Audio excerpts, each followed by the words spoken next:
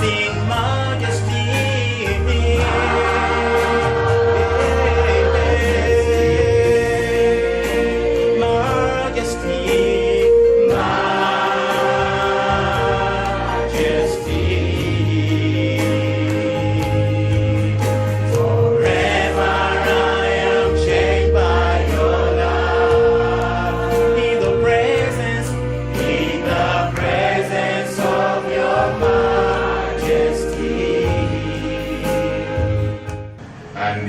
We shall give you the video. Just watch that video and then I will fill in the gaps. Is that okay? Yes. Let us pray. Father, we want to thank you so much for this great opportunity of sitting together to reflect on your goodness. And especially, God, we want to thank you for giving us an opportunity to understand your heart for children. As we watch the video and as I speak to your people, I pray, Lord God, that you silence all other voices and that you speak to me and speak through me. In the name of the Father, in the name of the Son, and of the Spirit.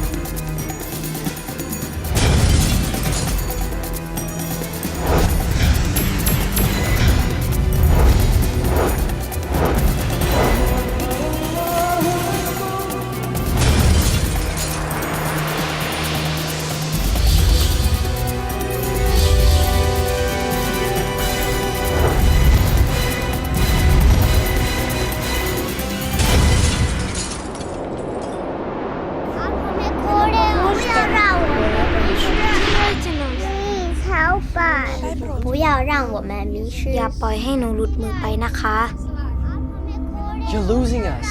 Нам поможете? You're losing us. Ви нам допоможете? 우리 잃어먹으면 안 돼. Не теряйте нас. Somos la esperanza de la iglesia. God wants us to believe. ได้โปรดช่วยผมนะครับ No nos pierdan. Don't lose us.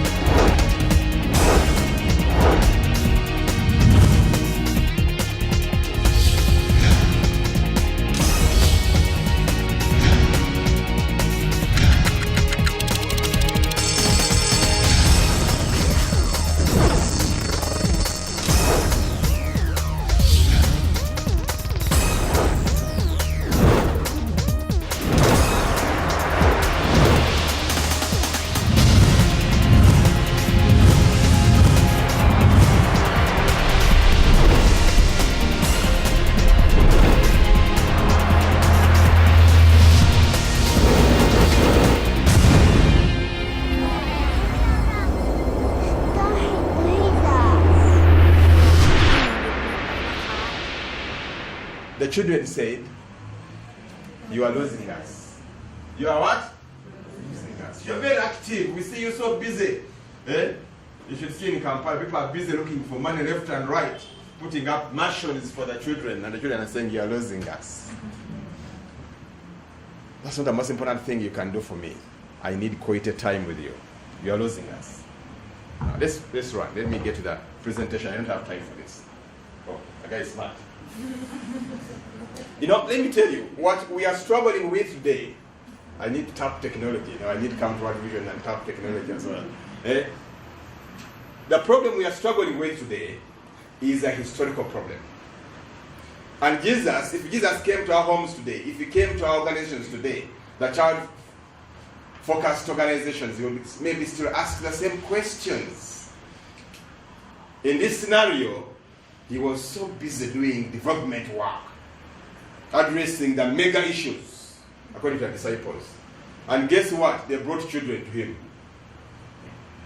Wait a minute. The disciples said, this man is so busy. He comes once in a time. We should talk about the serious issues. Now you bring him children. So the disciples said, no, take them away. Take them away. And he was very annoyed with them. And he said, let the children come to me. And I can see this happening in our homes.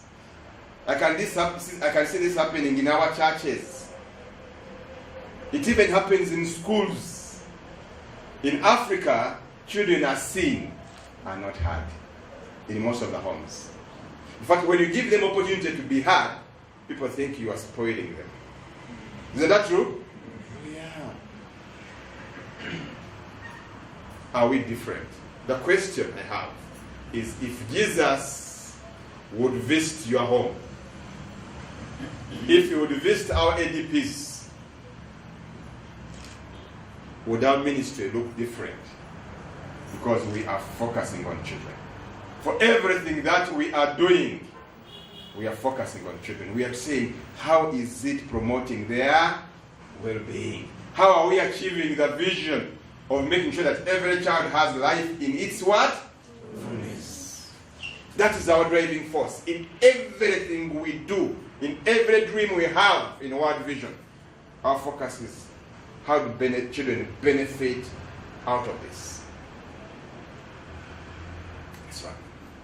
You know, Jesus did not only see them, did not just invite them around him, but he touched them. How many of us go to the field all the time? Field workers, put up your hands. How many times do you get a chance to touch those children, the RCs? Do you ever touch them? Eh? When you go to audit, my brother, do you get opportunity to touch those children? Let me tell you, we need to touch them. We need to feel them. And that is why I'm rejoicing about this new model. Because this new model is going to enable us to touch those children. To feel them and know what is happening in their lives.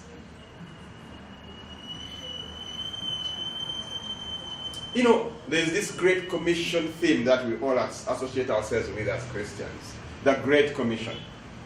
People have rightly observed that in the Great Commission, children are the Great Commission. And with the time, this is a reality. You can't believe it. In the Great Commission, people forget children. When churches are telling you about their numbers, Gilbert, if you ask them about their numbers, they don't count children. And yet the majority, they don't count them.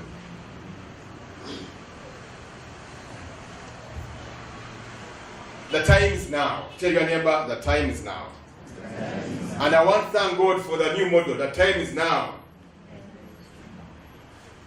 In Ephesians chapter 5 verse 15. Let me put on my eyes. I'm growing old now. I used to not put on these things before. Let's look at this. Verse 15. Are we there? I hope you carry Bibles. It says, be very careful then how you live. Not as unwise, but as what? But as wise. Why?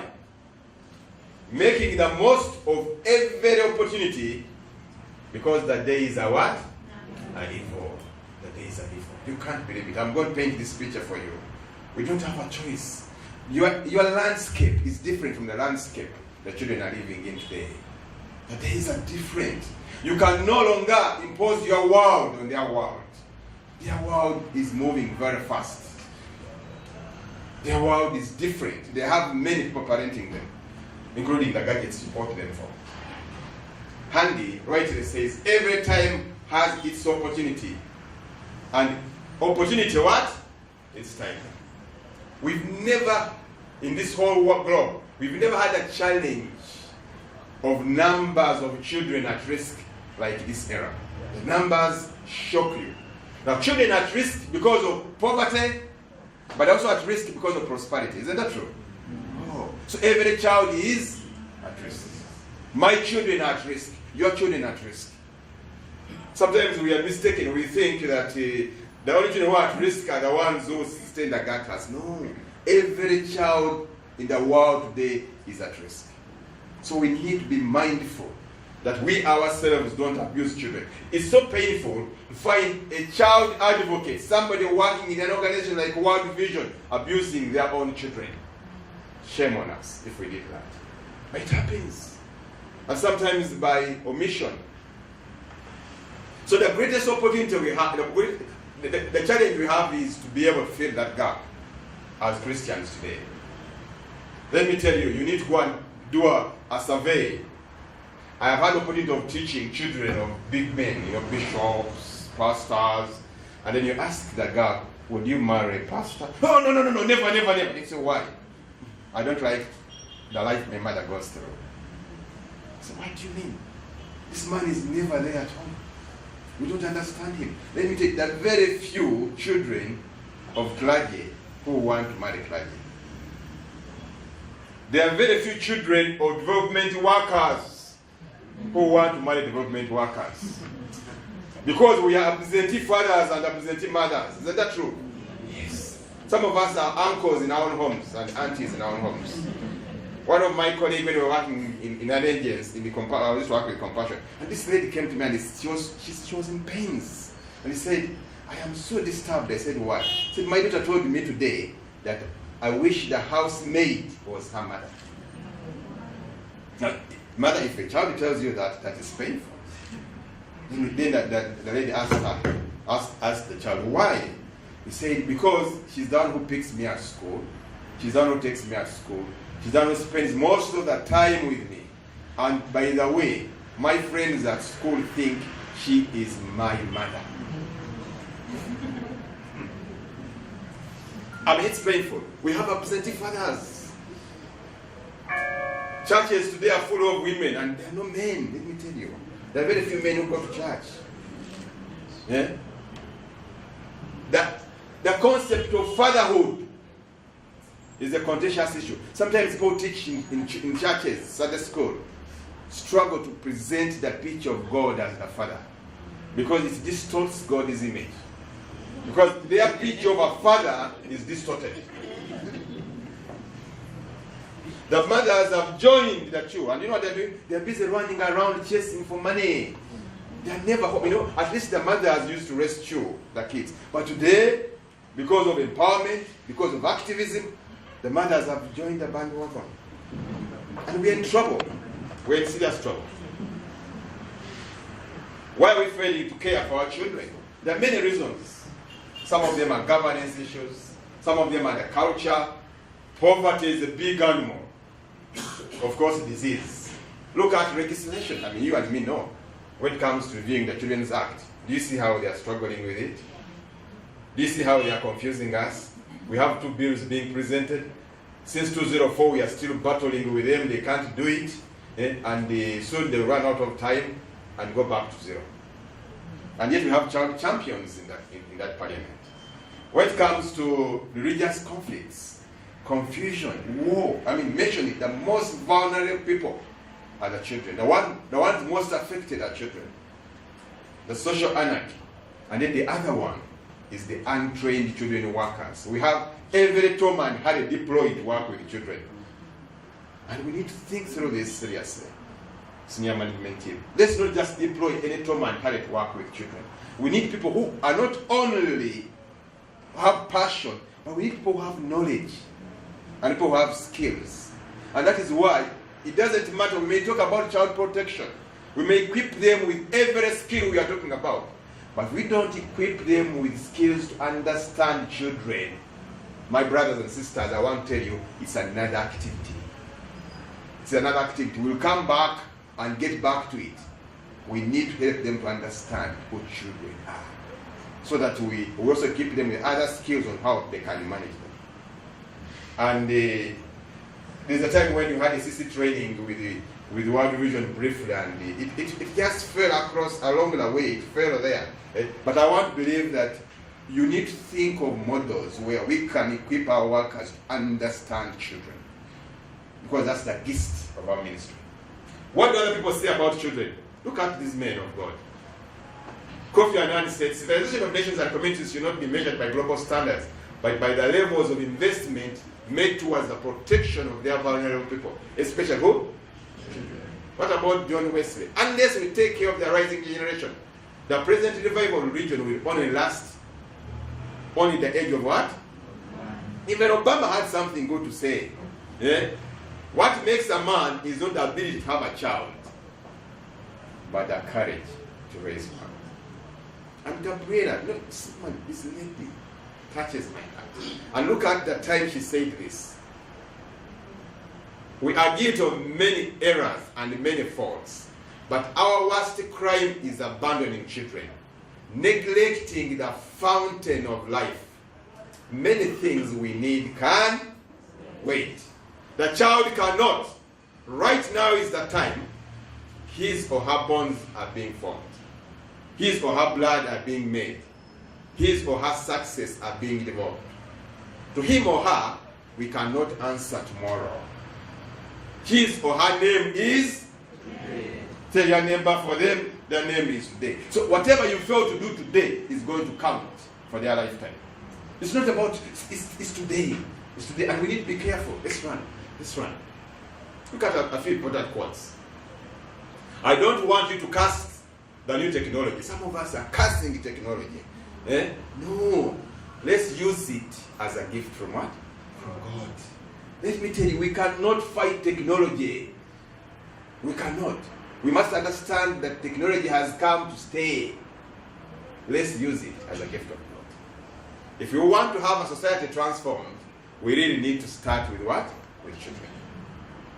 Let me tell you 2 things. First, as I run.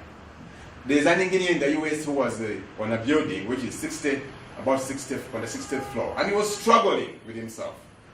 I don't know, the manager was struggling with himself because he saw a crack in his office. And he got troubled and he said, how can we have a crack on this floor? So he said, what do I do? They called the maintenance engineer and he said, please come, I'm troubled. This crack is developing, it's widening. Why do you have a crack here? And then the sales engineer said, I will be there in less than 15 minutes. Now, my brothers and sisters there, the white, who have a different skin color, know that for you, when you say 15 minutes, it's what? 15 minutes. So the manager sat in his office and he was sweating and it had taken an hour, 2 hours. And he said, what is wrong with this guy? So he called him and he was very annoyed. He said, where are you? The guy said, I came long time ago. I even came 10 minutes. When I said 15 minutes, I said, I came in 10. He said, where are you? He said, I'm on ground floor. What the hell are you doing? Why on the ground floor?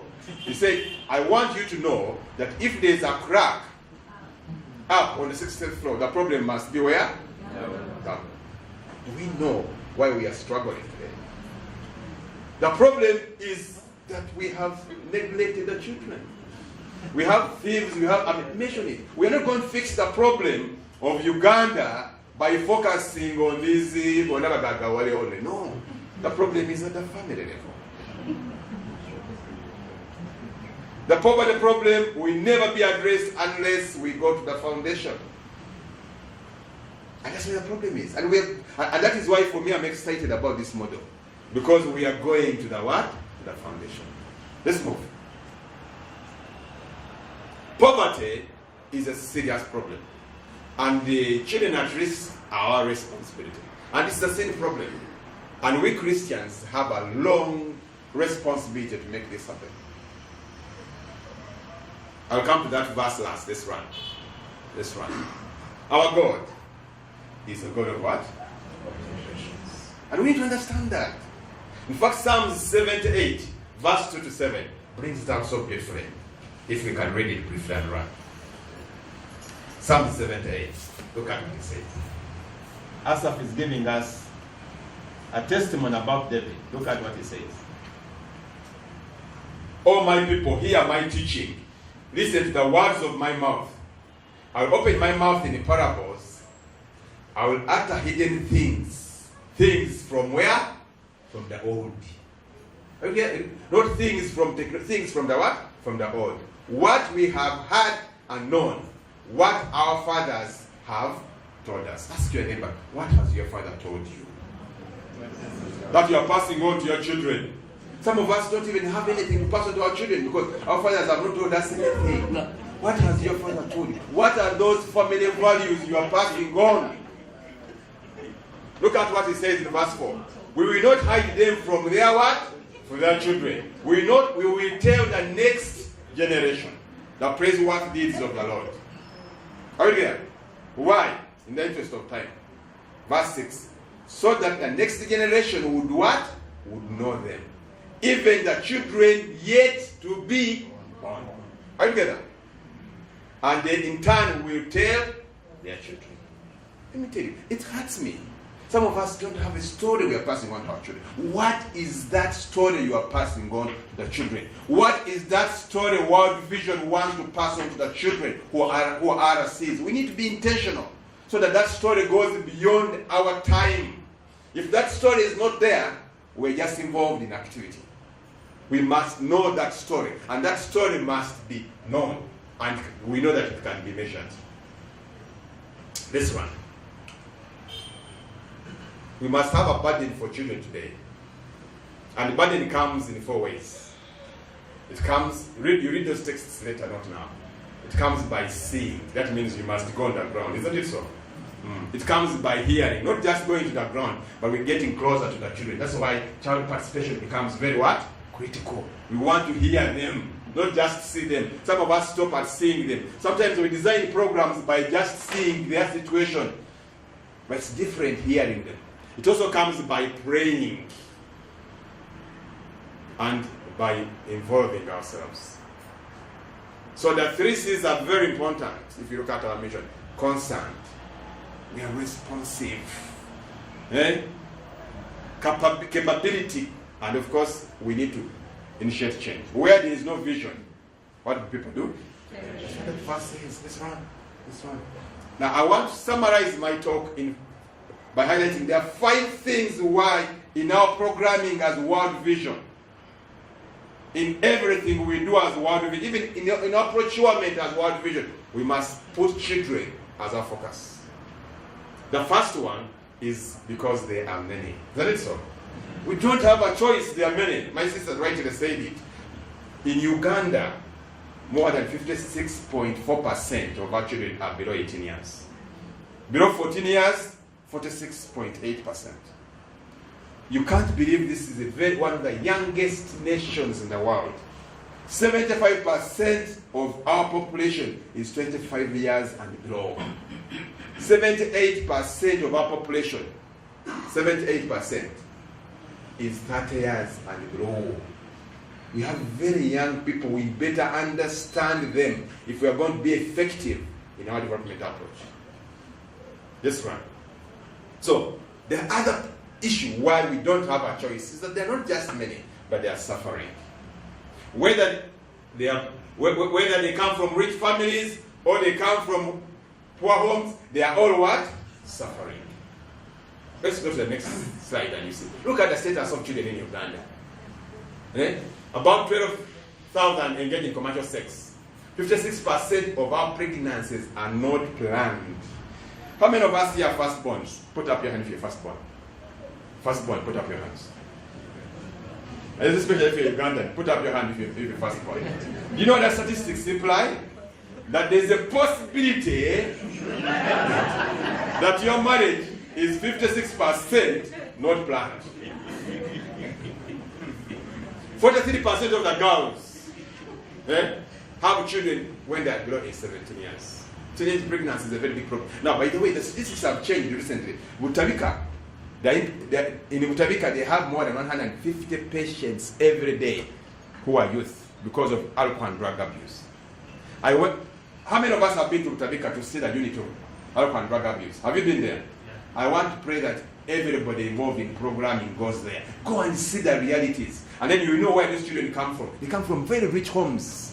They are children of ministers. They are children of very big guys. They are there. Most of them are dropped out of university. They are struggling with alcohol and drug abuse. From international schools. It's a very serious problem. We are sitting on a time bomb. Look at betting. We are sitting on a time bomb. More than 1 in 4 children are stunted. I mean, these statistics you know. You highlight them in your plan all the time. Now, the other striking figure is 70% of Christian couples, they say, are involved in extramarital what? Relationships. Can you imagine? So Christianity is now questioned. And I hope that, ask your brother, say brother and say sister, or brother, say your neighbor. I hope that you're a constant witness of Jesus Christ. Constant witness. Not just a Christian by name, but a constant witness of Jesus Christ. People take children to schools, even in kindergartens, boarding.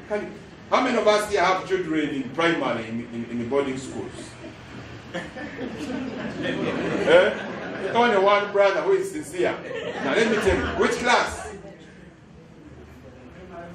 Primary 5. When did he start going to boarding school? If I can indulge. In the picture. Now let me tell you, anybody who takes a child in a boarding school from kindergarten to P4 is a child abuser. Is what? A child abuser. Doesn't matter what reason you have, you're a child what? Abuser. That's right. Read up. That's right. When you talk about environmental degradation, it's a serious problem. Look at the forest cover. Recent report they say that 28 districts have lost their entire forest ecosystem. While another 19 are waiting on to lose. Let me tell you, we're in trouble. People are not thinking about tomorrow. And we better wake up and address these issues. Let's run. Kampala. They made a study recently, last year in Kampala. And look at what they found out in Kampala. 46% of seniors in Kampala do what? 42% have their first sexual act before the age of what? 14 years. 50% drink more than once a week. 39.6% feel they need a drink every morning to feel stable. I mean, and this is Kampala. It's a recent study done in Kampala. You can't believe. Now, you should know how they package this alcohol. You will be crying. Sachets, these sachets, and the names they give them. Children even carry them to school, and they're drinking them. That's right. The third reason why we don't have a choice but give children priority in our planning is that, like I said, look, people are using them as objects. In fact, children are very wonderful advertising objects. Young people today have everything to live with, but they have nothing to live for. We have compromised values, isn't it so? Everything will pass. My wife was in the Gayaza last Saturday, and she was so shocked. See, the matron was telling the parents that you better speak to your girls. They don't want to wash clothes. Many of them don't even wash their bed sheets. Some of them don't even wash their underwears. They just throw them after using them. And then one of the parents said, you know what? We need to understand this generation. We may not do a lot of work. Why don't we fundraise? Why don't we raise funds together and we buy them a washing what? Machine.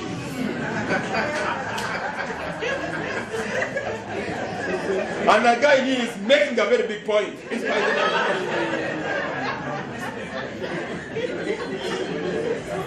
And these are girls who are going to get married to a man who doesn't have a washing machine. We're in trouble. That's the truth. We're in serious trouble.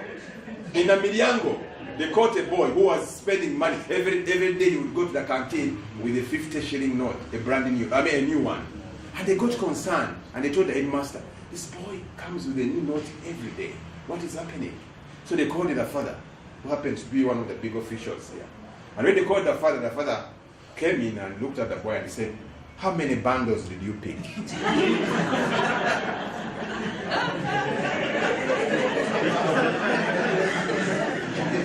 And then the boy said, Daddy, I only picked 8. I said, I told you to pick 4. Now ask yourself a question. Where are we heading? How did we pick 8? The father didn't even notice that he was called. Now let's run. I don't have time. Our race, believe me or not, is being threatened. Our body system is turning upside down. And we better wake up and address these issues. Gilbert came to speak to my students, and one of my colleagues raised to him a very pertinent question. And he said, when you look at poverty as World Vision, do you realize that there is another perspective to poverty? Are we addressing that constituency of the children whom we think come from well-to-do homes, but they are really poor, they are struggling? We are forgetting them. We need to rethink our programming and rethink our target groups. This is a different era. Now, our race is being threatened. Germany, in Germany, when you have a baby, the government pays you 180,000 euros if you're German. Oh, yeah, they are convincing them to give birth. They refuse to give birth. Japanese, they don't have children. They buy dolls. They have talking dolls. In France, Islam is taking over. Then when it comes to Ukraine, I was in a meeting with a guy from Ukraine and he shocked me and he said, for them, their population is decreasing. It's now, in the last 3 years, it has decreased to 43 million from 49 million. Do you know why people are not having children? And let me tell you, we're in trouble. Most of you here don't want to have children. If you are married, the biggest number you can have is 2. Some of you just have to have only 1, and then I'm speaking to myself. You're in trouble. So tell your neighbor, say you better have children. They're a gift from God.